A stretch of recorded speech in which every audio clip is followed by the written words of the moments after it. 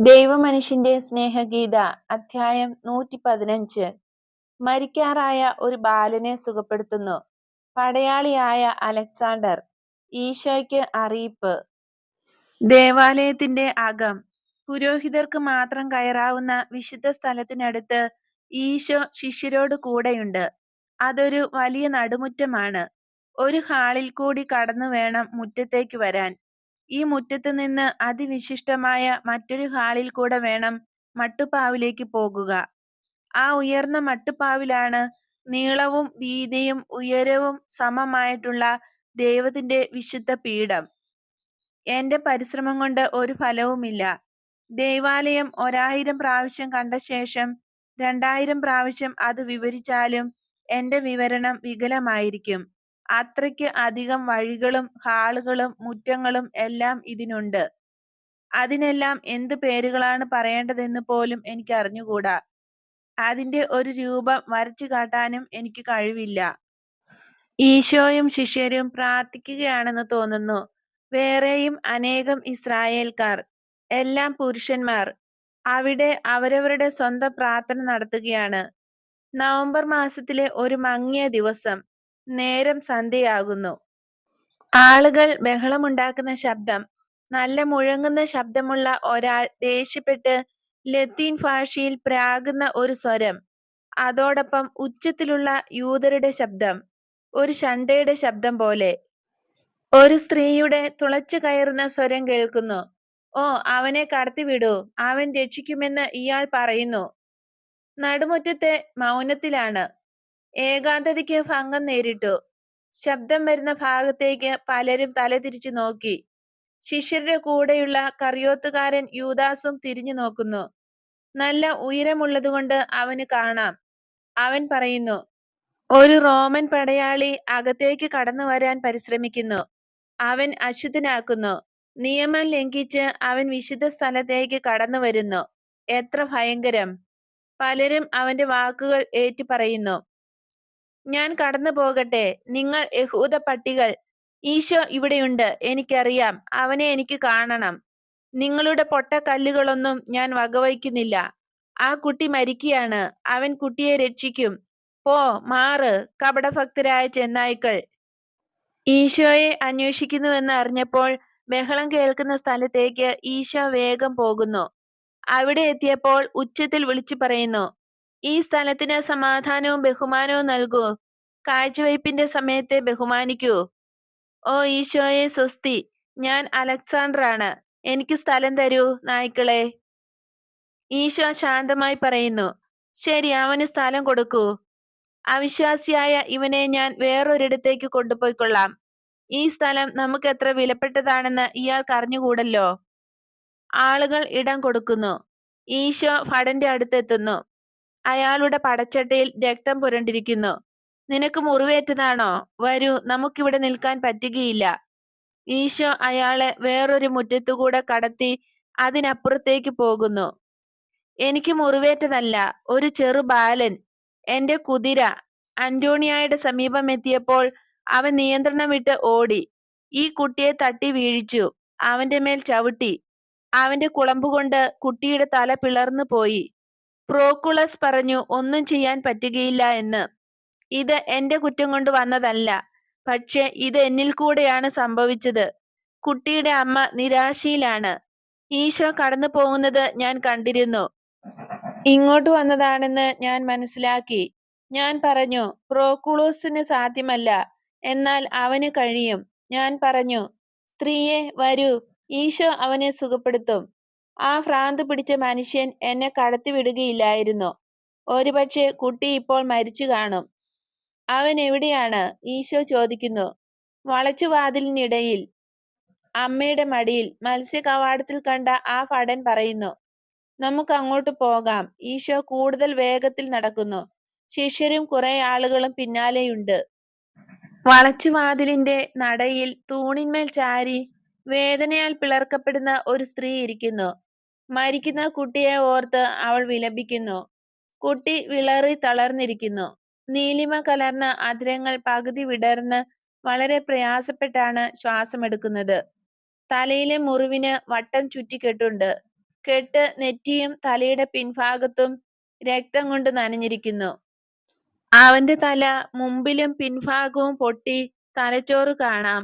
ഈ പ്രായത്തിൽ തല മാർദ്ദവമാണ്. ആ കുതിര വളരെ വലിയതും ഈയിടെ ലാടം തറച്ചതുമാണ്. അലക്സാണ്ടർ വിവരിക്കുന്നു. ഈശോ ആ സ്ത്രീയുടെ തൊട്ടടുത്ത് വന്നു. വേദനയുടെ ആധിക്യ നിമിത്തം അവൾ ഒരക്ഷരവും മിണ്ടുന്നില്ല. മരിച്ചുകൊണ്ടിരിക്കുന്ന കുട്ടിയെക്കുറിച്ച് അവൾ കഠിന വേദന അനുഭവിക്കുന്നു. ഈശോ കരം അവളുടെ ശിരസിൽ വച്ചുകൊണ്ട് പറയുന്നു, സ്ത്രീയെ, കരയാതിരിക്കൂ. ഇത് പറയുന്നത് പരിമിതിയില്ലാത്ത ദയാവായ്പോടു കൂടെയാണ്. വിശ്വാസമുള്ളവളായിരിക്കൂ. കുട്ടിയെ എന്റെ കയ്യിലേക്ക് തരൂ.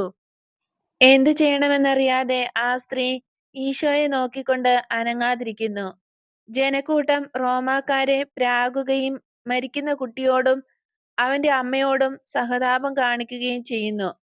റോമാക്കാരെ അസഭ്യം പറയുന്നതിനാൽ അലക്സാണ്ടർക്ക് ദേഷ്യം, അതേസമയം കാരുണ്യവും പ്രതീക്ഷയും. സ്ത്രീക്ക് അനങ്ങാൻ തന്നെ കഴിയുന്നില്ലെന്ന് മനസ്സിലാക്കിയ ഈശോ അവളുടെ സമീപം ഇരിക്കുന്നു. കുനിഞ്ഞ് മുറിവേറ്റ തല തന്റെ കരങ്ങളിൽ എടുക്കുന്നു. കുനിഞ്ഞ് നിർജീവമായ മുഖത്ത് പ്രയാസപ്പെട്ട് ശ്വാസമെടുക്കുന്ന അധരങ്ങളിൽ നിശ്വസിക്കുന്നു. ഏതാനും നിമിഷങ്ങൾ അനന്തരം ഈശോ പുഞ്ചിരി തൂകുന്നു. ഈശോയുടെ മുടിച്ചുരുളുകൾ മുന്നോട്ട് വീണ് കിടക്കുന്നതിനാൽ ആ പുഞ്ചിരി ശരിക്കു കാണാൻ സാധിക്കുകയില്ല. ഈശോ നേരെയിരിക്കുന്നു. കുട്ടി അവന്റെ ചെറു കണ്ണുകൾ തുറക്കുന്നു. എഴുന്നേറ്റിരിക്കാൻ ശ്രമിക്കുന്നു. അവന്റെ അമ്മ വിചാരിക്കുന്നത് ഇത് അവന്റെ മരണവെപ്രാളമായിരിക്കുമെന്നാണ്. അതിനാൽ അവൾ നിയന്ത്രണം വിട്ട് ഉച്ചത്തിൽ കരഞ്ഞുകൊണ്ട് അവനെ നെഞ്ചോട് ചേർത്ത് പിടിക്കുന്നു. സ്ത്രീയെ, അവൻ പോകട്ടെ. കുട്ടി, എന്റെ അടുത്ത് വരൂ. ഈശോ ഇപ്പോഴും ആ സ്ത്രീയുടെ അടുത്തിരുന്നു കൊണ്ടാണ് പറയുന്നത്. കുട്ടിയുടെ നേർക്ക് കൈകൾ നീട്ടി പുഞ്ചിരി തൂകുന്നു. കുട്ടി വലിയ ആശ്രയത്വത്തോടെ ഈശോയുടെ കരങ്ങളിലേക്ക് വന്ന് വീണ് കരയുന്നു. ദുഃഖം നിമിത്തമല്ല, അവന്റെ ഓർമ്മ വീണ്ടു കിട്ടിയതിനാൽ ഭയം കൊണ്ട് കരയുന്നതാണ്. ഇവിടെ ഒരു കുതിരയുമില്ല, കുതിര ഇവിടെ ഇല്ല. ഈശോ അവനെ ധൈര്യപ്പെടുത്തുന്നു. എല്ലാം തീർന്നു. ഇവിടെ ഇപ്പോഴും വേദനിക്കുന്നുണ്ടോ? ഇല്ല, എനിക്ക് പേടിയാകുന്നു, എനിക്ക് പേടിയാ. സ്ത്രീയെ നോക്കൂ, ഇത് പേടി മാത്രമാണ്. അത് വേഗം തീരും. കുറച്ച് വെള്ളം കൊണ്ടുവരൂ.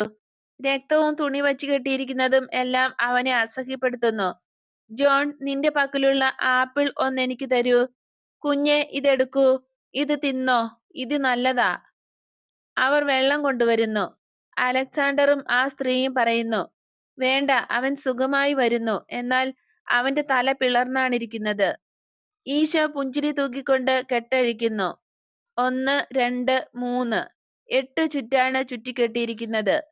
രക്തം പുരണ്ട ആ തുണി ഈശോ മാറ്റി.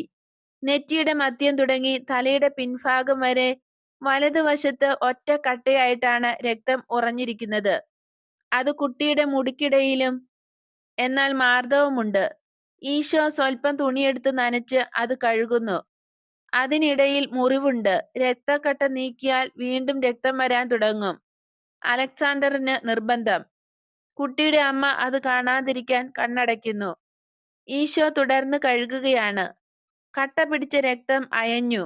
ഇപ്പോൾ കുട്ടിയുടെ മുടി വൃത്തിയായി. മുടി നനഞ്ഞാണിരിക്കുന്നത്. പക്ഷേ അതിനിടയിൽ മുറിവൊന്നുമില്ല. അവന്റെ നെറ്റിയും സുഖപ്പെട്ടു. മുറിപ്പാടിൽ ഒരു ചെറിയ ചെമന്ന അടയാളം മാത്രമേ ഇപ്പോഴുള്ളൂ. അത്ഭുതം നിറഞ്ഞ് ജനം ഹർഷാരവം മുഴക്കുന്നു. സ്ത്രീ ധൈര്യപൂർവ്വം നോക്കുന്നു. കാര്യം മനസ്സിലായപ്പോൾ നിയന്ത്രണം വിട്ട് അവൾ ഈശോയുടെ അടുത്ത് ചെന്ന് വീഴുന്നു. കുട്ടിയെയും എടുത്ത് ഈശോയെ ആലിംഗനം ചെയ്ത് കരയുന്നു. ഈശോ ആ വികാരത്തള്ളലെല്ലാം കണ്ണീരും ബഹളവും ക്ഷമാപൂർവ്വം സ്വീകരിക്കുന്നു. ഈശോയെ, നന്ദി. ഞാൻ നിഷ്കളങ്കനായ ഈ കുട്ടിയെ കൊന്നല്ലോ എന്നോർത്ത് വിഷമിച്ചു പോയി. നീ നല്ലവനായിരുന്നു, വിശ്വസ്തനുമാണ്. തിരിച്ച് നിന്റെ ജോലിക്ക് പോയിക്കൊള്ളുക. അലക്സാണ്ടർ പോകാൻ തുടങ്ങുന്നു. അപ്പോഴതാ ചുഴലിക്കാറ്റ് പോലെ അവിടുന്നും ഇവിടുന്നുമായി കുറെ പുരോഹിതന്മാരും ദേവാലയത്തിലെ ജോലിക്കാരും പാഞ്ഞെത്തുന്നു. പ്രധാന പുരോഹിതൻ ഞങ്ങൾ വഴി നിന്നോട് ആജ്ഞാപിക്കുന്നു, ദേവാലയം വിട്ടു പോകണം. നീയും ദേവാലയം അശുദ്ധമാക്കിയ അവിശ്വാസിയും ഉടനെ തന്നെ. ധൂപാർച്ചന നീ അലങ്കോലപ്പെടുത്തി. യഹൂദന്മാർക്ക് മാത്രം പ്രവേശനമുള്ള സ്ഥലത്ത് ആ മനുഷ്യൻ കയറി. നീ നിമിത്തം ദേവാലയത്തിൽ അലങ്കോലമുണ്ടാകുന്നത് ഇന്നാദ്യമായിട്ടല്ല. മഹാപുരോഹിതനും തങ്ങളുടെ ചുമതല നിർവഹിക്കാൻ എത്തിയിട്ടുള്ള പ്രമാണികളും നിന്നോടൊരുമിച്ച് ആജ്ഞാപിക്കുന്നു, ഈ സ്ഥലത്ത് ഇനി നീ കാലുകുത്തിക്കൂടാ. ദൂരെ പോകൂ, നിന്റെ അവിശ്വാസികളുടെ കൂടെ പോയി താമസിക്കൂ. ഞങ്ങൾ അത്ര നായ്ക്കളൊന്നുമല്ല. ദൈവം ഒന്നേയുള്ളൂ, യൂദയായിലുള്ളവരുടെയും റോമാക്കാരുടെയും സൃഷ്ടാവായ ദൈവം. ഇത് അവന്റെ ഭവനമെങ്കിൽ അവനാണ് എന്നെയും സൃഷ്ടിച്ചതെങ്കിൽ അകത്ത് കയറി വരാൻ എന്നെയും കൂടെ അനുവദിക്കേണ്ടതാണ്. അവിശ്വാസികൾ എന്ന് യഹൂദർ പറയുമ്പോഴത്തെ നിന്ന കണ്ട് സഹിക്കാനാവാതെ അലക്സാണ്ടർ പറയുന്നു, നീ ശാന്തനാകൂ അലക്സാണ്ടർ, ഞാൻ സംസാരിക്കാം. ഈശോ പറയുന്നു. കുട്ടിയെ ചുംബിച്ച ശേഷം അമ്മയെ ഏൽപ്പിച്ചിട്ട് ഈശോ എഴുന്നേറ്റ് നിൽക്കുന്നു. തന്നെ പുറത്താക്കാൻ വന്നവരുടെ നേരെ തിരിഞ്ഞ് പറയുന്നു, വിശ്വാസിയായ ഒരുവനെ, ഒരു യഥാർത്ഥ ഇസ്രായേൽക്കാരനെ അവനിൽ പാപം ആരോപിച്ച് തെളിയിക്കാൻ കഴിയുന്നില്ലെങ്കിൽ വിശുദ്ധ സ്ഥലത്തിന് സമീപം പ്രാർത്ഥിക്കുന്നത് തടയാൻ ആർക്കും സാധിക്കുകയില്ല. എന്നാൽ ദേവാലയത്തിൽ നിയമം വിശദീകരിക്കുന്നത് വിലക്കാൻ പറ്റും. നിനക്കതിന് അവകാശമില്ലാതിരുന്നിട്ടും നീ അതിന് അനുമതി ചോദിക്കാതെ ആ അധികാരം നീ സ്വയം എടുത്തു. നീ ആരാ? ആര് നിന്നെ അറിയും? നിനക്കില്ലാത്ത ഒരു പേരും സ്ഥാനവും ഒക്കെ തട്ടിയെടുക്കാൻ നീ എങ്ങനെ ധൈര്യപ്പെടുന്നു? കാര്യം അറിഞ്ഞ രീതിയിൽ ഈശോ അവരെ നോക്കുന്നു. പിന്നീട് പറയുന്നു, കറിയോത്തുകാരൻ യൂദാസ് ഇങ്ങോട്ട് വരൂ. വിളിക്കപ്പെട്ടതിനെ കുറിച്ച് യൂദാസിന് വലിയ താല്പര്യമൊന്നുമില്ല. പുരോഹിതരും ദേവാലയത്തിലെ ഉദ്യോഗസ്ഥരും വന്നപ്പോൾ തന്നെ സ്ഥലം വിടാൻ യൂദാസ് ആഗ്രഹിച്ചതാണ്. ഉദ്യോഗസ്ഥർക്ക് പട്ടാള യൂണിഫോം ഇല്ല. ഇവർ സാധാരണ ജനങ്ങൾ തന്നെ ആവണം. മുന്നോട്ട് ചെല്ലാതിരിക്കാൻ യൂദാസിന് കഴിയുന്നില്ല. കാരണം പത്രോസും യൂദാസ് തദേവൂസും കൂടെ അവനെ മുന്നോട്ട് തള്ളിവിടുന്നു. യൂദാസ്, ദയവായി ഉത്തരം പറയൂ. നിങ്ങൾ ഇവനെ നോക്കൂ. നിങ്ങൾ ഇവനെ അറിയും. ഇവൻ ദേവാലയത്തിൻ്റെതാണ്. നിങ്ങൾ അറിയുമോ? മറുപടി പറയാതിരിക്കാൻ അവർക്ക് നിവൃത്തിയില്ല. ശരി, ഞങ്ങൾ അറിയും. യൂദാസെ, ഞാൻ ഇവിടെ ആദ്യം സംസാരിച്ചപ്പോൾ നീ എന്തു ചെയ്യണമെന്നാണ് ഞാൻ ആവശ്യപ്പെട്ടത്? എന്തുകൊണ്ടാണ് നീ അത്ഭുതം കാണിച്ചത്? നിന്റെ ആശ്ചര്യത്തിന് ഉത്തരമായി ഞാൻ എന്ത് പറഞ്ഞു? സംസാരിക്കൂ, ഉണ്ടായത് തുറന്നു പറയൂ. അവൻ എന്നോട് പറഞ്ഞു, ബന്ധപ്പെട്ട ഉദ്യോഗസ്ഥനെ വിളിക്കൂ, പഠിപ്പിക്കാൻ അനുമതിക്കായി ചോദിക്കാനാണ്. അവൻ സ്വന്തം പേര്, ആരാണ് താനെന്ന വിവരം, വംശം ഇതെല്ലാം പറഞ്ഞു. എനിക്ക് ആശ്ചര്യം തോന്നി. അത് ആവശ്യമില്ലാത്ത ഒരു അനുഷ്ഠാനമാണെന്ന് ഞാൻ കരുതി. കാരണം അവൻ പറയുന്നു താൻ മിശിഹായാണെന്ന്. അപ്പോൾ പറഞ്ഞു, ഇതാവശ്യമാണ്. നാഴിക വരുമ്പോൾ ഞാൻ ദേവാലയത്തോടും അതിലെ ഉദ്യോഗസ്ഥരോടും ബഹുമാനമുണ്ടായിരുന്ന ആളാണെന്ന് ഓർത്താൽ മതി. അതെ, അതാണ് അവൻ പറഞ്ഞത്. സത്യത്തെ ആദരിക്കാൻ ഞാൻ ഇത് പറയണം. ആദ്യം യൂദാസിന് ഒരു പരിങ്ങല് പോലെയായിരുന്നു, വിളിച്ചത് ഇഷ്ടപ്പെടാതിരുന്ന പോലെ. എന്നാൽ അവന്റെ സ്വഭാവത്തിലുള്ള പെട്ടെന്ന് മാറുന്ന രീതി അനുസരിച്ച് ഇപ്പോഴും മാറ്റം വന്നു. അവസാനം കുറച്ച് ധാർഷ്ട്യവും വന്നു. അവനെ നീ അനുകൂലിച്ച് സംസാരിച്ചതിൽ എനിക്ക് ആശ്ചര്യം തോന്നുന്നു. ഞങ്ങൾക്ക് നിന്നിലുണ്ടായിരുന്ന വിശ്വാസം നീ നഷ്ടമാക്കി. ഒരു പുരോഹിതൻ ശാസനാരൂപത്തിൽ യൂദാസിനോട് പറയുന്നു, ഞാൻ ആരെയും വഞ്ചിച്ചില്ല. നിങ്ങളിൽ എത്ര പേർ സ്നാപകന്റേതാണ്? അതുകൊണ്ട് അവരെല്ലാം വഞ്ചകരാണോ? ഞാൻ ക്രിസ്തുവിൻ്റെതാണ്, അത്രയുമേയുള്ളൂ. ശരി, അവന് ഇവിടെ പ്രസംഗിക്കാൻ പറ്റുകയില്ല. ഒരു വിശ്വാസിയായി അവൻ ഇവിടെ വരാം. അവിശ്വാസികളോടും വേശ്യകളോടും ചുങ്കക്കാരോടും കൂട്ടുപിടിക്കുന്ന ഇവന് ഇത് തന്നെ അധികമാണ്. എന്നോടിപ്പോൾ ഉത്തരം പറയൂ. ഈശോ ശാന്തനായി എന്നാൽ കർശനമായി പറയുന്നു, ഇപ്പോൾ ഉദ്യോഗം വഹിക്കുന്ന പ്രമാണികൾ ആരെല്ലാമാണ്? ഡോറാസും ഫെലിക്സും യൂദയായിൽ നിന്നുള്ളവർ, യോവാക്കീം കഫർനാമിൽ നിന്ന്, ജോസഫ് ഇത്തൂറിയായിൽ നിന്ന്. എനിക്ക് മനസ്സിലായി, നമുക്ക് പോകാം. കുറ്റം ആരോപിക്കുന്ന 3 പേരോടും പറഞ്ഞേക്കൂ, ഇറ്റൂറിയായിൽ നിന്നുള്ളയാൾ കുറ്റാരോപണം നടത്തിയിട്ടുണ്ടാവില്ല.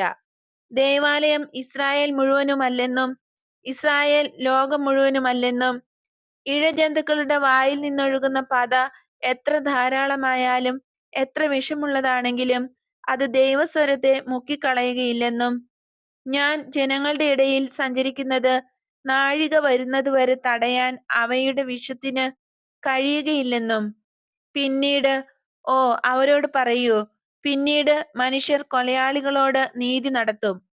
ബലിയായവനെ അവരുയർത്തും, അവരുടെ ഏക സ്നേഹമാക്കും. പോകൂ, നമുക്ക് പോകാം. ഈശോ തന്റെ വീതിയുള്ള ഘനമുള്ള ഇരുണ്ട നിറമുള്ള പുറങ്കുപ്പായം എടുത്ത് പുതച്ചുകൊണ്ട് ശിഷ്യന്മാരുടെ മധ്യേ പുറത്തേക്ക് പോകുന്നു. ചർച്ച ശ്രവിക്കാൻ നിന്ന അലക്സാണ്ടർ അവരുടെ പിന്നിലുണ്ട്. മതിൽക്കെട്ടിന് വെളിയിൽ അന്റോണിയ ഗോപുരത്തിന് സമീപത്തെത്തിയപ്പോൾ അയാൾ പറയുന്നു, ഞാൻ അങ്ങയോട് വിട ചോദിക്കുന്നു. ഗുരുവേ, എന്നോട് ക്ഷമിക്കണമേ. അങ്ങയ്ക്ക് ഒരു ശാസന ലഭിക്കാൻ കാരണമായതിൽ ഞാൻ ഖേദിക്കുന്നു. ഒട്ടും വിഷമിക്കേണ്ട. എന്തെങ്കിലും ഒരു കാരണം കണ്ടുപിടിക്കാൻ അവർ നോക്കിയിരിക്കുകയായിരുന്നു. നീയല്ലെങ്കിൽ വേറെ ആരെങ്കിലും ആകുമായിരുന്നു. റോമിൽ സർക്കസിൽ നിങ്ങൾക്ക് മൃഗങ്ങളും പാമ്പുകളും മറ്റുമായി കളികളുണ്ട്, ഇല്ലേ? കൊള്ളാം. ഞാൻ പറയുന്നു, ഒരു മനുഷ്യനെ വധിക്കാൻ ആഗ്രഹിക്കുന്ന വേറൊരു മനുഷ്യനേക്കാൾ കാടത്തമോ ചതിവോ ഉള്ള ഒറ്റ മൃഗം പോലുമില്ല എന്ന് ഞാൻ അങ്ങയെ അറിയിക്കുന്നു. സീസറിന്റെ സേവനത്തിൽ ഞാൻ റോമിന്റെ എല്ലാ ഭാഗത്തും സഞ്ചരിച്ചിട്ടുണ്ട്. എന്നാൽ ഒരിടത്തും ഞാൻ കണ്ടിട്ടുള്ള അനേകായിരം ആളുകളിൽ ഒരുത്തരും അങ്ങയേക്കാൾ ദൈവീകതയുള്ളവരല്ല.